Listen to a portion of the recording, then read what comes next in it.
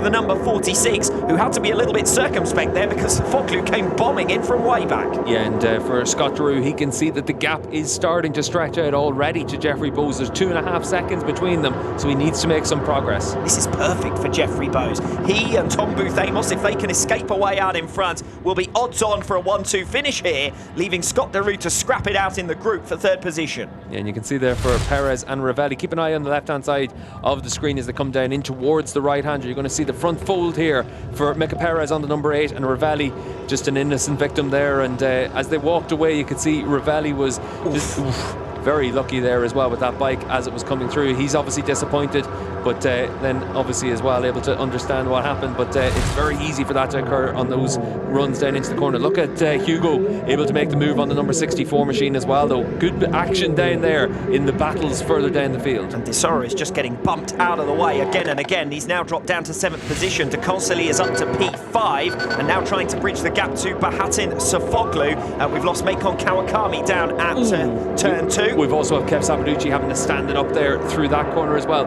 Just looks like the conditions just worsening a little bit now. It looks like rain is starting to fall once again. Just some light drizzle here at the commentary box, but it might be a little bit more significant in a couple of other places around the track. Looked like Samuel de Sora had rather been caught out on the last lap or so. And since the start of this race, he made a great surge forward off the line up to P3, but he's now been pushed down to 8th position. Tom Edwards coming on strong as we see further up the order the position swapping and changing. We're watching the battles for 5th and 7th. Yeah, we've also got Tom Kawakami. He's made a lot of progress. He's picked up 13 spots on the opening lap and a half. Bruno Irachi on the number 88. He's picked up a lot of spots to move into 12th position. Irachi unfortunately just has no pace. He is still well down the order, 28th position, and his hopes of a championship in 2020 are surely going to be over, and unless he can find something in wet conditions over the rest of this weekend, he may well struggle in race 2 in his quest for a World Championship podium place as well. Up at the front of the field, the gap massive now between Buis and Deroue. New fastest lap of the race from Tom Buis. New fastest lap of the race then from Scott Deroue immediately afterwards, but 2.5 seconds is the gap for him to now try and bridge. Yeah, 4 laps to try and make that up, 4 laps to really get your head down and see what you can do. Last time around he was 0.4 of a second than Jeffrey Buis though, so he's picking up that time, Scott Deroue, and he needs to really get his head down and see what he can do. We're watching the battle for 5th position. Kev Sabaducci has dropped back from Bahatin Sofoglu over 2 seconds behind. De Consoli's making progress with Tom Edwards and Samuel de Sora still in the mix, although de Sora was rather caught out going from 3rd to 8th. He has now consolidated his position just ahead of him. You can see they're about to go side by side here. Sabaducci's going to lose a position. De Consolis is coming through. Could potentially be a best finish of the season for the Frenchman at his home round. Yeah, and you can start to see that rain just coming up on the screen as well now, so it is starting to fall a little bit harder down at turn 5. Even outside our commentary box, it's starting to be a little bit more of a heavy drizzle. But here in Magny-Cours, you can see in the midfield of this track, it really is starting to come down again. Even the camera struggling just to be able to focus on the bikes there. But this is where it gets really tricky for these riders, just at about half distance here in the 6th lap race. Almost a challenge. Oh, big moment for our race leader, Tom Buis, who manages to hold on to top spot, and a real squirm for Buis. That must have been a heart-in-your-mouth moment. Yeah, for Buis there in the 69, that's going to be a moment that's going to give him a warning, but it's also going to give Jeffrey Buis that opportunity to close right up on him as well. Jeffrey looks like he's just trying to make sure he's nice and calm out there, not making any mistakes, but it's so easy to make a mistake here. Look at Scott Deroue once again on this lap. He's been able to pull up a lot of time. He's been able to pull in round about a second already on this lap, maybe even a second and a half so far. Deroue is back in the mix, and he's bringing Bahatin Sofoglu with him as well. Scott Deroue narrowing the gap. It's just over a second now to Jeffrey Buis, his main championship rival, the current series leader. Buis and Deroue. The gap was 3 seconds between them at the start of lap number 3. It's going to be a lot less than that at the start of lap 4. Yeah, and you can see for Jeffrey Buis as he comes across the line, it looks like Tom Buis would have crashed there in that last corner, and Buis straight away able to get over that barrier. But we saw a couple of moments on that lap already for Buis, but there a crash on that last corner, very easy to happen through that section. That's what the rookie as well on the Yamaha that's crashed out there at turn 13. But for Tom Buis, that's another one that got away from him. It's what, a 5th crash this season, and unfortunately for Buis, they're usually whenever he's at the front of the field, he's just going to lose that rear end. Unfortunate there for Buis, and he gets a big big hit from the bike as well, and you can see they're able to leap across that barrier straight away. The gymnastics training obviously coming in handy for Tom, but that's so unfortunate for Booth Amos. And now suddenly we're left with the championship leaders battling it out at the front. There's only a couple of tenths of a second between Buis and Scott Deroue now. De Consolis and Sabatucci have been swapping and changing for what was 5th position. It's now over 4th, and they're not gaining ground on Bahatin Sofoglu. Sofoglu, though, is sticking right with the leaders. We've now only got 1.6 seconds between the top 3. It's Buis versus Deroue, our top 2 in the championship, and our lead 3 in the championship, as things stand currently in this race, are also the lead 3 on track. Yeah, exactly what you want to see here. Scott Deroue hunting down Jeffrey Buis. Last time around, he was a second and a half faster. He's going to try and make the move down in towards the right-hander. Scott Deroue then coming through to lead here in Magny-Cours. Jeffrey Buis, for the moment at least, just doesn't have the answer.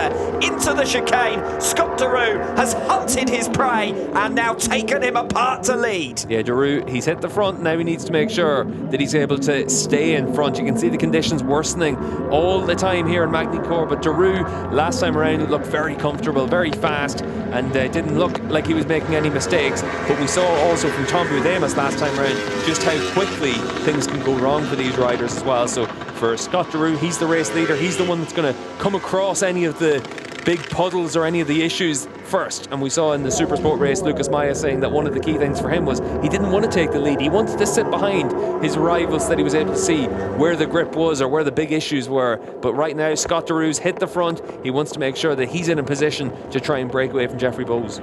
Deroue has, or had been, 1.5 seconds faster than Jeffrey Buis on the previous lap.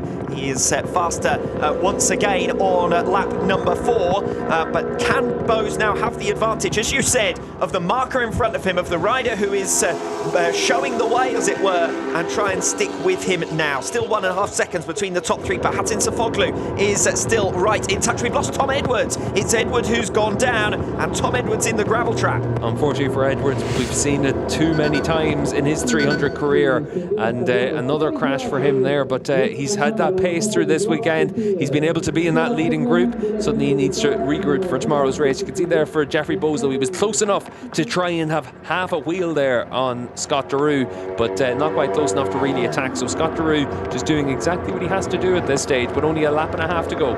Impressed by this response from Jeffrey Buis. I suspected that Deroue might get in front and then sail away, but Jeffrey Buis has responded nicely, and he's the pair of them are building a massive gap to Bahatin Sofoglu, who in these conditions seems keen to just bring it home. We're on the penultimate lap of a shortened distance race. 6 laps, remember, and this is lap number 5. It's a concentrated action. Certainly has been pretty concentrated in terms of the action-packed nature of what we've seen so far. Yeah, 6-lap race, 6 laps to try and prove yourself, and for Scott Deroue, he's come through from the 3rd row of the grid. For Jeffrey Buis, he's been able to collect himself in the last lap since he lost the lead, but it's going to go down to that last lap shootout between these 2 riders. These are the 2 title contenders, the top 2 riders in the Supersport 300 World Championship, and certainly for Jeffrey Buis on that number 6 machine, he needs to make sure he's able to try and attack on Scott Deroue in the last lap.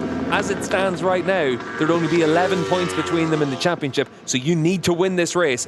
There's a feeling in the air, and it's not just the rain. This is a critical moment in the championship. We often say that this is a key moment and so on. No, this is really important. This is a head-to-head between the top 2 in the series, and with a point swing, not just the 5 points available for the victory, but 10-point swing potentially from 1st to 2nd place. Yeah, and they're 4 seconds faster than anyone else right now. That looks like it's one of the Kawasaki's down. It's McGlinchley who has gone down out on the circuit, unfortunately, I think, there. So that is bad news, having made some progress actually in this race. First time he has qualified this season. Yeah, for Ewan McGlinchley, he'd managed to get himself up into the outskirts of the battle for the points after a really good start, but at least he's got something where he can give himself a chance to build on that in tomorrow's race, hopefully over the full 10 laps. But look at Jeffrey Buis, he's trying to use that slipstream. He's not close enough to attack on Deroue unless he just lets off the brake on the run into turn 5. Not close enough, so he's going to need to think about where else he can try and attack. We've seen lots of moves being made down into 11 and 12, but it takes a brave move to get down the inside into there.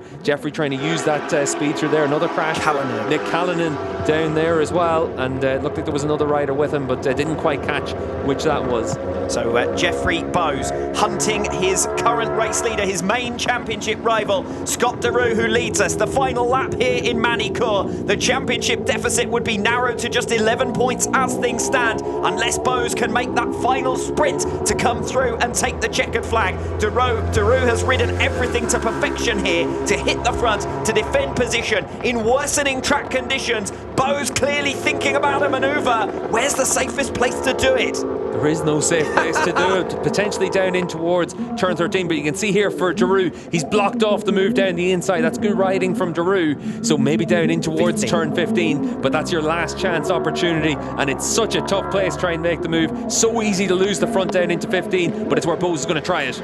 Jeffrey Buis is the man with the momentum. Just 3 turns to go here in Magny-Cours. He's going to launch his way down the inside of his main championship rival. He moves Deroue out of the way. Can he get it stopped? Deroue with the cutback into the lycée chicane for the final time. Jeffrey Buis will lead. Deroue will try and get alongside him. Buis is already celebrating. Jeffrey Buis wins ahead of Scott Deroue, extends his championship lead to 21 points, and Buis did everything to perfection, exactly what he needed in the context of this 2020 World Championship. Deroue loses out in a 10-point swing. He could have been only 11 points down, he's 21 back. But Atin Sofoglu takes third, damage limitation with the top 2 in the championship, out in the top 2 places. He sits third in the world, remember. And then it's Kevin Sabatucci and Ugo de Consolis who round out the top 5. Yeah, Alex, you said earlier in the race that this was going to be one of those moments that could be championship defining.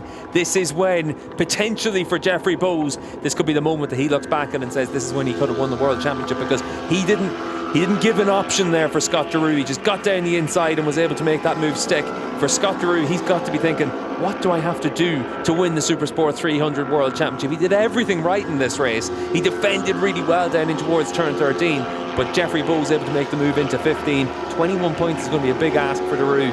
I'll tell him the answer. He's got to beat Jeffrey Buis in the remaining 3 races this season. Frankly, Jeffrey Buis went toe-to-toe with Deroue there. Deroue was 1.5 seconds a lap faster at one stage to hit the front, but Buis didn't panic. Once he was relegated down to second place, he came through cool as a cucumber into the lycée complex for the final time. We'd said it was going to be a tough move to make, but he made it. Yeah, and again, once we saw that Jeffrey had put himself into a position to try and attack down in towards turn 5, he wasn't close enough at that stage. He wasn't close enough down into 11 or into 13. It was all going to go down to that last section of the lap, and he was able to get the drive that he needed, put himself in a position to be brave, and unfortunately for Deroue, there was nothing he could do. And you could see for Deroue, whenever they came across the line, immediately offered congratulations there to his teammate. So there's a lot of respect between both of those Dutchmen, but unfortunately for Deroue, there's now 21 points between them as well. That's a result for Kawasaki MTM Motorsport that confirms they are the team champions